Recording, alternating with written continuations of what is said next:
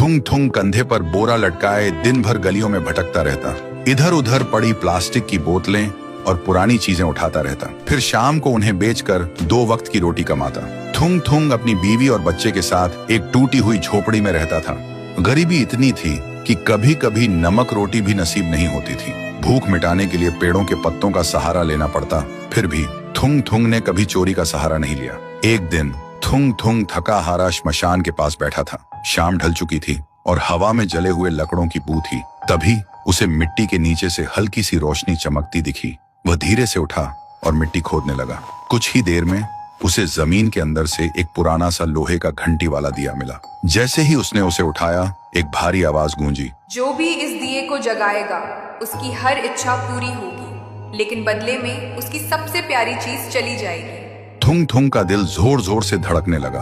वह मन ही मन सोचने लगा, सबसे प्यारी चीज मतलब क्या? वह घर लौटा और बीवी को सब बताया। बीवी ने ध्यान से सुना। उसकी आंखों में डर भी था और थोड़ी सी उम्मीद भी।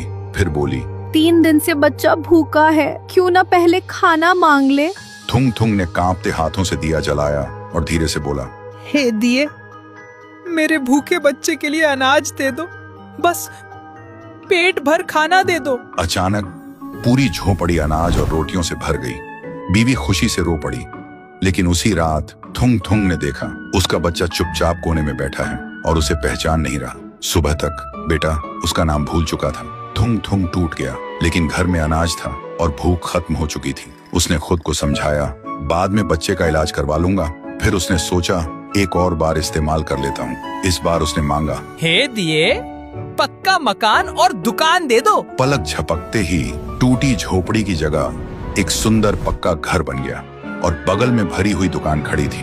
थुंग थुंग खुशी से बीवी के पास दौड़ा, लेकिन उसने देखा उसकी बीवी पत्थर की मूर्ति बन चुकी थी।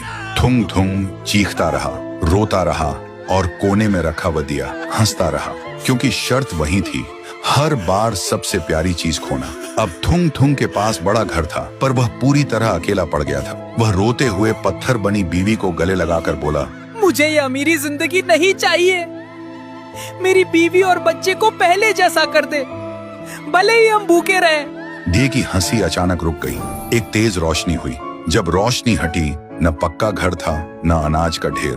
फिर वही पुरानी टूटी हुई झोपड़ी थी, लेकिन सामने उसका बच्चा खेल रहा था और बीवी मुस्कुरा रही थी। थुंग थुंग ने सुकून की सांस ली और उस मनहूस दिए को वापस श्मशान ले जाकर मिट्टी में हमेशा हमेशा के लिए दफना दिया।